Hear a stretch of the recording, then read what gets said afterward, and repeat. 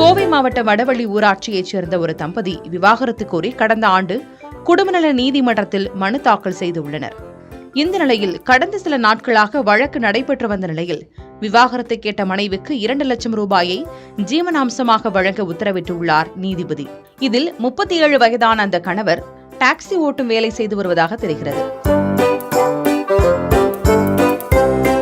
தான் குறித்த தகவல்களை வெளிப்படுத்தாத அந்த நபர் நீதிபதியின் உத்தரவை அடுத்து 80,000 ரூபாயை நீதிமன்றத்தில் கொண்டு வந்து கொடுத்திருக்கிறார். அங்குதான் ஒரு ட்விஸ்டே.